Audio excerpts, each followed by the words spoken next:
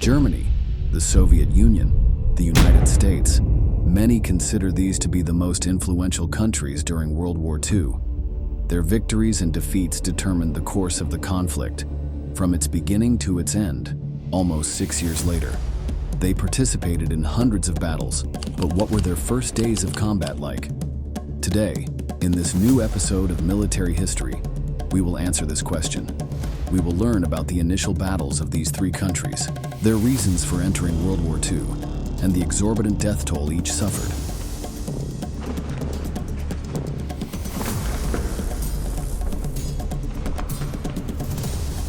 Germany. Germany's first battle was the one that began World War II, when it invaded Poland on September 1st, 1939. This attack, although extremely important and violent, did not surprise many. Relations between the two countries had been tense for years, and the Polish government knew that Adolf Hitler had their nation in his sights.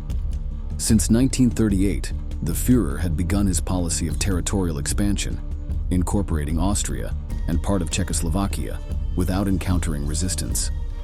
The rest of the European powers, such as the United Kingdom and France, only issued weak complaints, which the German leader completely ignored. For him, only through these conquests and the expansion of German borders would the survival of the Aryan race be achieved. But annexing Poland would not be so easy. When the Allied heads of state learned of Hitler's plans, they warned him that if he advanced, they would have no choice but to declare war.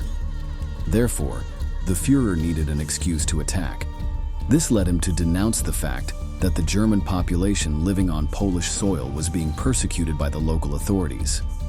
Hitler also relied on the German population's rejection of the conditions imposed by the victors of the First World War. He repeatedly referred to the city of Danzig, which had been under German control until the end of the conflict.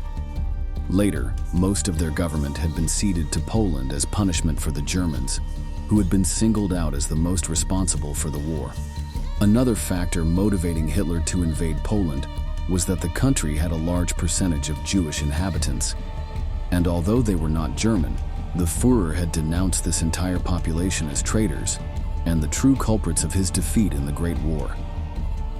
Nazi ideology made it clear that the Aryan race would only be safe when the entire Jewish population in Europe was destroyed.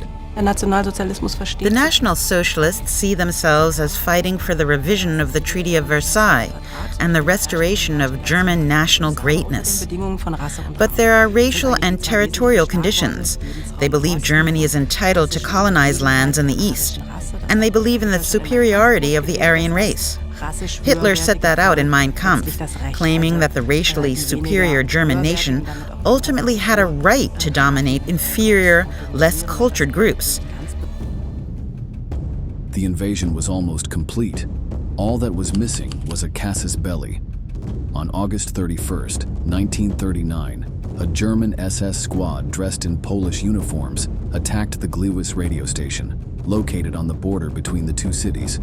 Once there, they broadcast a short anti-German message.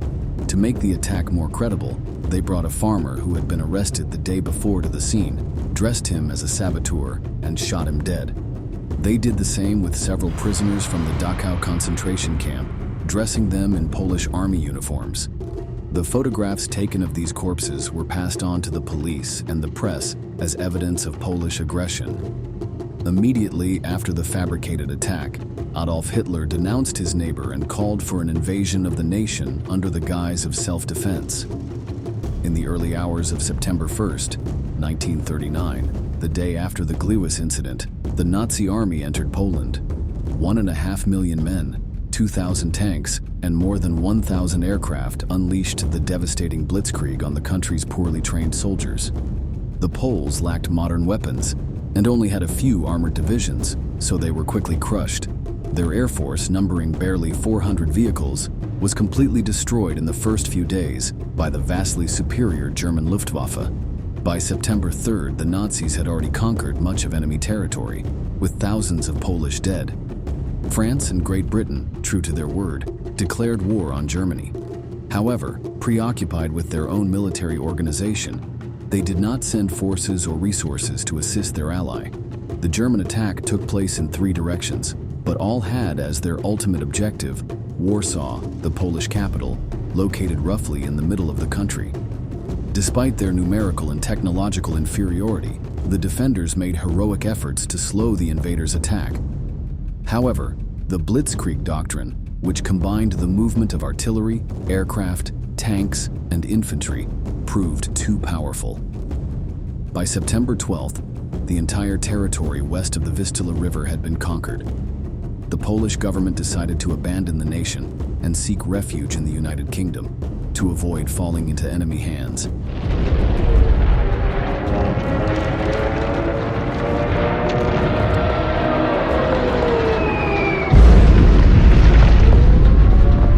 El Führer quiere sembrar el terror en el corazón y la mente no solo de los polacos, sino también de los franceses y los británicos. Mirad lo que os espera.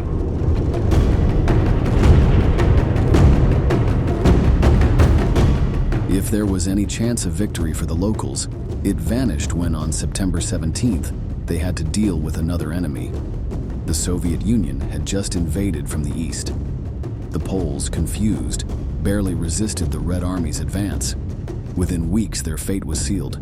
On September 27th, Warsaw surrendered to the Nazis, and on October 6th, all opposition from regular Polish forces ceased. Hitler's first battle had ended in victory, and this was in part thanks to his surprising ally. Soviet Union. But how did Joseph Stalin come to the aid of the Germans, who would become his most hated enemy? As unreal as it may sound, these two leaders were not always at odds. Although their ideologies, German Nazism and Russian communism, were opposed, in 1939 they both saw the advantages of an alliance. Like Hitler, the Soviet dictator had expansionist ambitions. He had set his sights on countries such as Finland, the Baltic states, Romania, and also Poland, most of which had been part of the Russian Empire in previous centuries. For this reason, and also to protect himself from a Nazi invasion, Stalin sought a deal with the Führer. This was achieved on August 23, 1939, just a week before the attack on Poland, with the signing of the Molotov-Ribbentrop Pact. It consisted of a non-aggression treaty between the two countries, but also included a secret clause, the division of Europe between Germany and the Soviet Union. Hitler would have the western part of the continent and part of Poland, while Stalin could reincorporate the territories his predecessors had lost. Finally, the day came. Like a good murder mystery, no one had guessed how it would happen. Molotov and von Ribbentrop got together, and the Nazis and communists signed a pact. It was a betrayal by the communists, and the world was plunged into war. Thus, the Red Army joined World War II on September 17, 1939, long before other countries such as England, France, or the United States. But while it is true that the first battles took place on Polish territory, the true Soviet struggle began years later.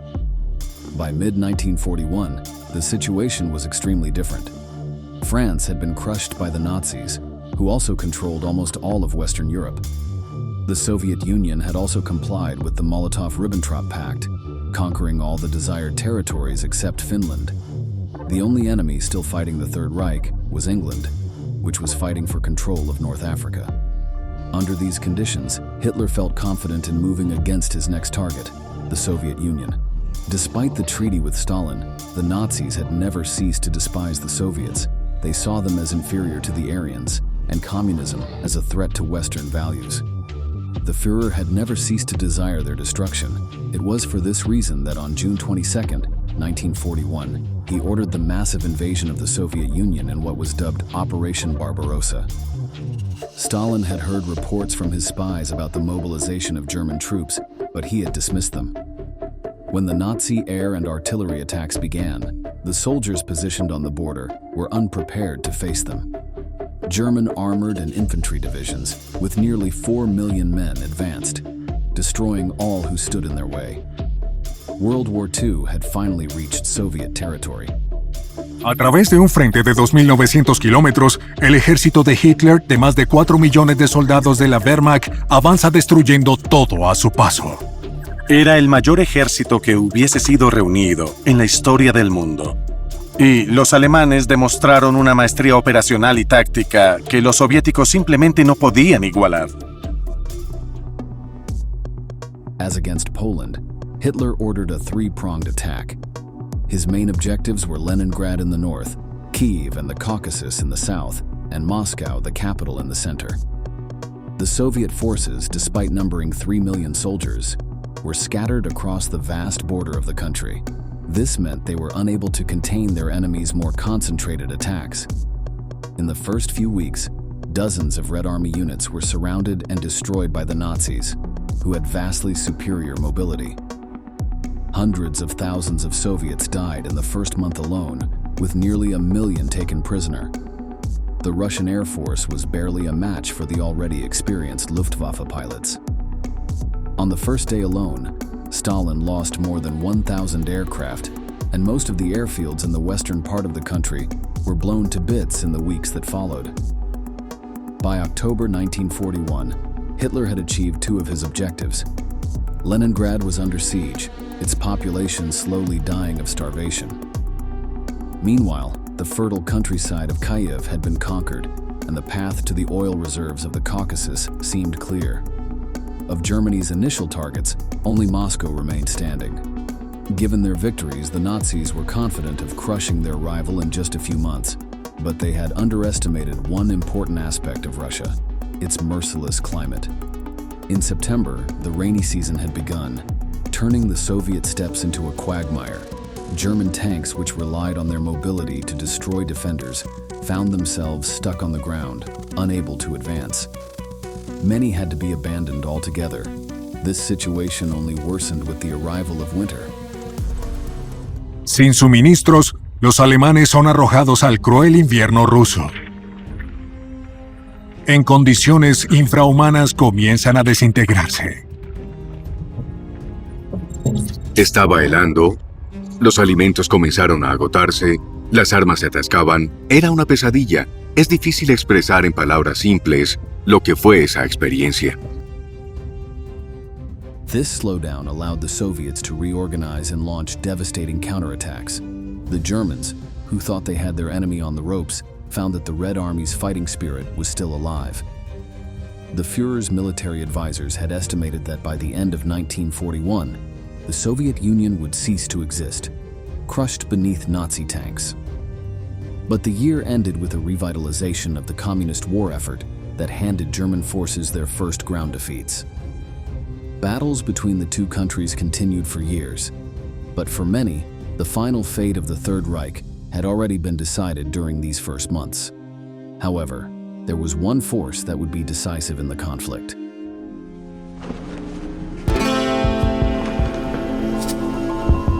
The United States.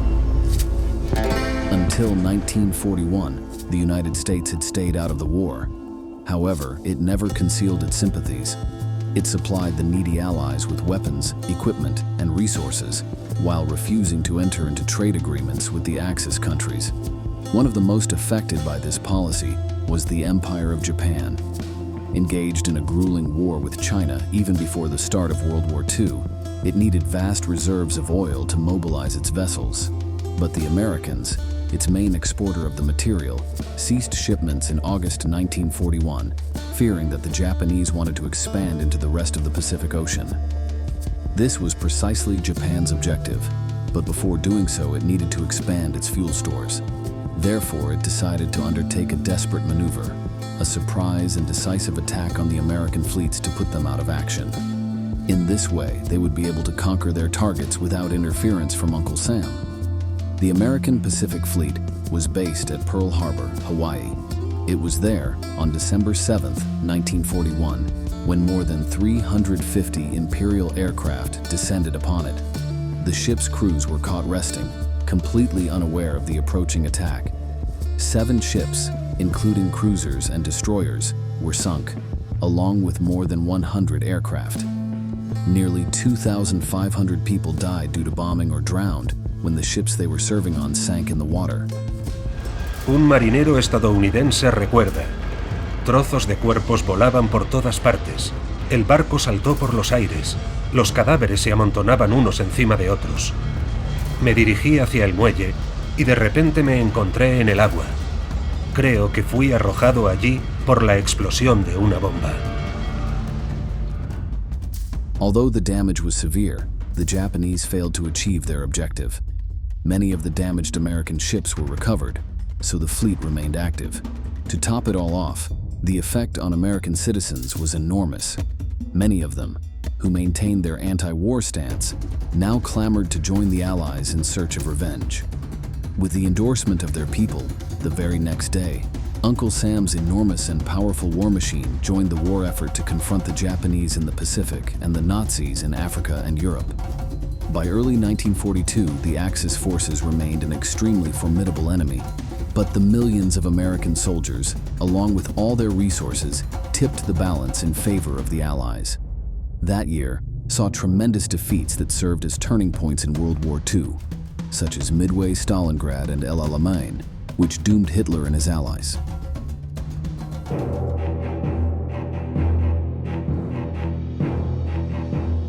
The war would continue until mid-1945, but the outcome was already in sight.